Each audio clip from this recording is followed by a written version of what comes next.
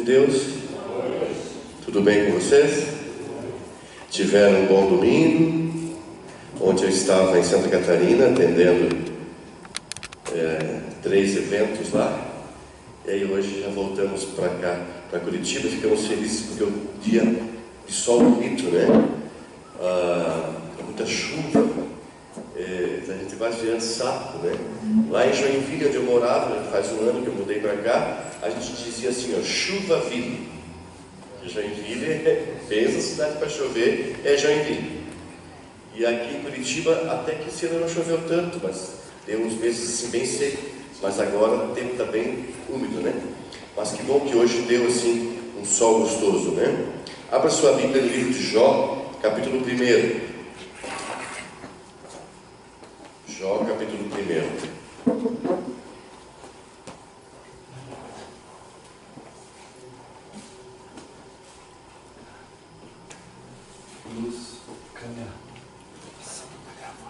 Acharam? Vamos orar mais uma vez. Feche seus olhos. Senhor nosso Deus e Pai, nós te louvamos e te exaltamos por tudo que Tu és e por tudo que fazes por nós. E também, Senhor, nós te louvamos por Tua palavra, que é viva e eficaz.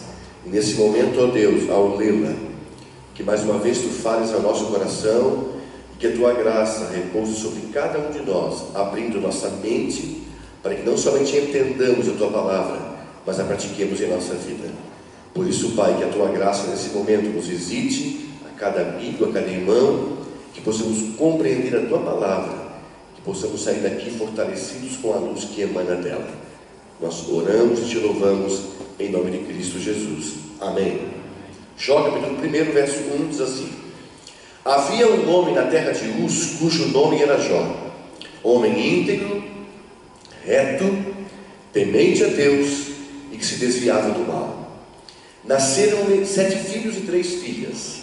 Possuía 7.000 ovelhas, 3.000 camelos, 500 juntas de bois, 500 jumentas, e era também muito numeroso o pessoal ao seu serviço, de maneira que este homem era o maior de todos os do Oriente.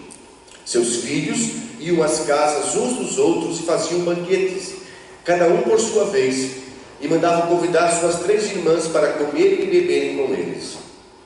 Decorrido o turno de dia de seus banquetes, chamava Jó a seus filhos e os santificava. Levantava-se de madrugada e oferecia holocausto segundo o número de todos eles, pois dizia: talvez tenham pecado os meus filhos e blasfemado contra Deus em seu coração. Assim o fazia Jó continuamente. Num dia em que os filhos de Deus vieram apresentar-se perante o Senhor, veio também Satanás entre eles.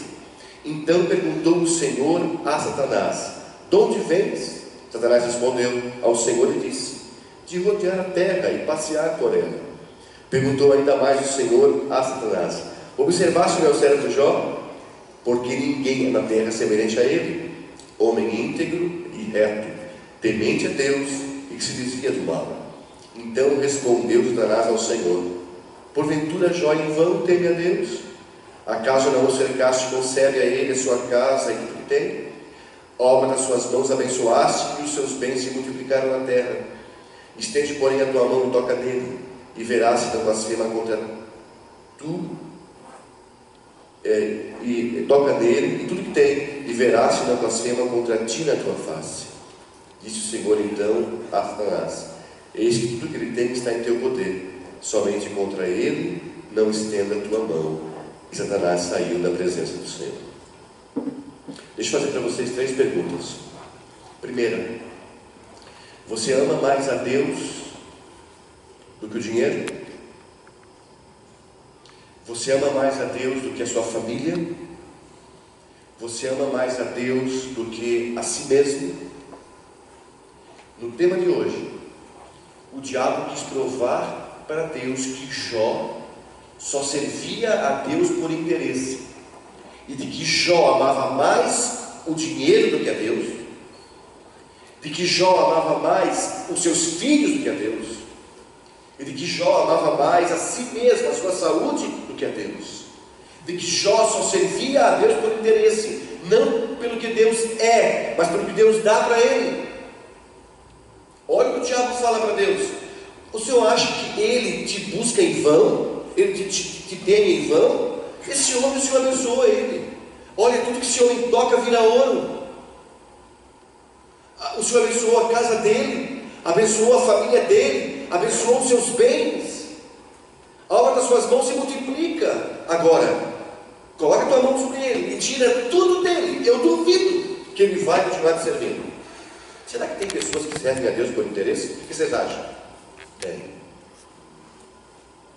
Tem muitas pessoas que vão para as igrejas hoje com o seu balde vazio, porque ele saiu com aquele balde cheio de bênçãos. Tem até um sermão que eu prego sobre a mulher samaritana, né? Estava com o seu balde ali junto ao poço, que eu falo sobre isso. Pessoas que só servem a Deus quando estão bem, quando ganham bênçãos, quando estão por cima, quando perdem tudo, quando estão por baixo, quando estão mal, viram as costas para Deus. Jó só te serve por interesse, porque ele ama mais o dinheiro, mais a sua família, mais a sua saúde do que ao Senhor. O dia que o Senhor tirar essas três coisas dele, ele vai virar as costas do Senhor. Sabe o que Deus fez? Falou assim: é assim? Então tá bom. Tudo que ele tem está em tuas mãos. Pode tirar tudo dele, só não tire a sua vida. E o diabo saiu dali, irmãos, disposto a provar para Deus essas três teses. Primeira, que o homem ama mais o dinheiro do que a Deus. Quão rico era Jó? Quão rico era Jó? Aqui diz que ele era muito rico. Ele era o maior de todos os do Oriente. Eu somei aqui, dá mais de 13 mil cabeças de gado. Quem tem 13 mil cabeças de gado é muito rico. Quem é o mais rico da igreja aqui? Quem é o mais rico de Curitiba? Jó era o mais rico do Oriente, pois o diabo atacou Jó na sua riqueza, para provar que no dia que Jó perdesse a sua riqueza, ele iria blasfemar contra Deus. Vieram os caldeus, vieram os sabeus, depois veio o fogo e queimou tudo. Os bichos que Jó tinha, cabelo, boi, vaca, gato, tudo morreu. Todos morreram. As plantações todas se acabaram. E Jó ficou pobre, pobre, pobre. E o diabo estava vibrando, porque agora o homem mais rico vira o homem mais pobre do Oriente. Para onde você vai quando você perde dinheiro? Para onde você vai quando você quebra? Para onde você se esconde quando você perde o emprego? Quando você vai à falência? Eu já vi gente, amados irmãos, que saíram da igreja no dia que perderam o emprego, que abandonaram a Deus no dia que quebraram, no dia que entraram em dívidas, viraram as costas para Deus e abandonaram a Deus. Sabe o que Jó respondeu quando ele perdeu tudo? Capítulo 2, perdão, capítulo 1 mesmo, verso 21. Olha só, verso 21: nu saí do ventre da minha mãe e nu voltarei. O Senhor o deu, o Senhor o tomou. Bendito seja o nome do Senhor. Amém? Jó amava mais a Deus do que o dinheiro. Olha o que Jó fala: o que eu granjeei desde o nascimento até a sepultura não é a razão da minha vida. A razão pela qual eu vivo é Deus, e a Ele é a glória e a honra. Bendito o nome do Senhor. Amém, irmãos? Jó amava mais a Deus do que o dinheiro. E derrubou a primeira tese do diabo. Então ele foi para a segunda. Ninguém ama mais a Deus do que ama os seus filhos, a sua família, o seu casamento. E no dia que Jó perder isso, ele vai abandonar Deus. Quem já perdeu um filho? Levante a mão. Nossa, eu vou contar. 2, 3, 4. Olha, 5 pessoas. Vocês sabem que é perder um filho.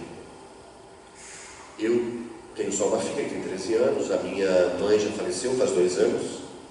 Teve 2 AVCs. Ela morava em São Francisco do Sul, norte catarinense, perto de Joinville. E eu trabalhava lá na associação. Deus me trouxe da associação de Florianópolis para a associação de Joinville, porque eu sabia que ela ia descansar, né? E aí eu pude cuidar dela, pude ajudá-la, visitá-la, e enfim, descansou no Senhor. Mas o meu sogro e a minha sogra tiveram 3 filhos. A minha esposa é a caçula, minha esposa é adotada. Há 6 anos, 3 bandidos, 2 que eram para estar presos, isso era final de ano, dia 31 de dezembro, 2 que eram para estar presos, mas receberam um indulto de Natal.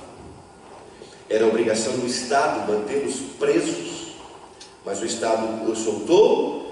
E aí a pessoa que está na cadeia, cada vez mais ela continua no crime, porque ela continua ali aprendendo as coisas ruins. E quando sai, não tem o que fazer. E aí o que ela vai fazer? Vai voltar para o crime. Poucos se recuperam. Resultado: roubaram 3 carros, se juntaram com mais um rapaz. Em 3 roubaram um carro em Chapecó, extremo oeste catarinense, e foram para Xaxim, uma cidade vizinha, onde a minha sogra e meu sogro moram, para roubar lá em Xaxim. E assaltaram a casa da minha cunhada, a irmã da minha esposa, que morava a 500 metros do meu sogro e da minha sogra. Uma boa casa, 2 carros na garagem. Ela estava doente, na cama, com uma doença terrível, que a manteve inconsciente, comendo por aparelhos, respirando por aparelhos, com uma sonda, não falava, dependia de enfermeiros para tomar banho, para tudo, com 54 anos. A família gastou 50 mil no médico, ninguém sabia o que era a doença. Dizia que ela estava com uma depressão profunda. Pois o meu concunhado, esposo dela, parou o seu caminhão. Ele tinha 3 caminhões, deixou 2 com os motoristas, e o dele encostou para cuidar da esposa doente. E estava lá, era a virada do ano, estava lá dormindo com ela, cuidando dela, para ver se de madrugada alguma coisa ela precisava, né? Ele estava ali do lado, tem atençãozinha total para ela.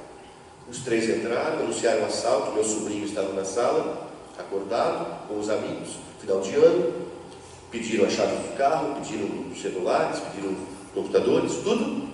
E um deles, armado com 32, foi para o outro quarto, foi para a sala para achar mais coisas nos quartos. E quando o meu concunhado ouviu o barulho, levantou-se, vamos ver o que está acontecendo, né? Que barulho que é esse? E quando ele foi pelo corredor, encontrou, deu de cara com o bandido. Um deles, que quando viu o meu cunhado, no alemão, não pensou 2 vezes, mirou bem no coração e deu um tiro. Pá! Nós estávamos dormindo a 500 metros, o telefone tocou 2h15 da manhã. A gente achou que era um pesadelo. Quem vai te ligar 2h15 da manhã? Socorro, socorro, era meu sobrinho. Balearam, pai, balearam. Descemos com tudo. Quando chegamos lá, coloquei ele para ver o pulso, gente. O Valdir já estava morto. Levamos para o hospital.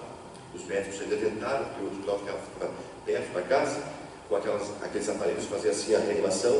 Não adiantou, já estava morto. Fizemos o funeral. O pai e a mãe, velhinhos, choravam copiosamente, enterrando o filho. Tinham 2 filhos, enterrando um dos filhos. Mas agora, depois de 1 mês, dia 31 de janeiro, eu fiz o funeral da esposa dele, que morreu com uma doença chamada encefalopatia espongiforme, onde o cérebro vira uma esponja. É uma proteína que invade o cérebro e mata em menos de 1 ano e não tem cura. Uma doença rara, onde o cérebro vira uma esponja. O meu sogro e minha sogra choravam como crianças no cemitério. Diziam assim, não era para ser ela, era para ser nós. Não é normal o pai e a mãe enterrar o filho. O certo é que nós, que somos velhos, possamos ir primeiro. Não é normal o filho ir. E chorava, chorava. O meu sogro tem 94 anos e a minha sogra 90 hoje. Jó não perdeu nem 1 nem 2 anos. Vieram, estávamos 10 reunidos na casa de um deles, fazendo com certeza uma festa de aniversário.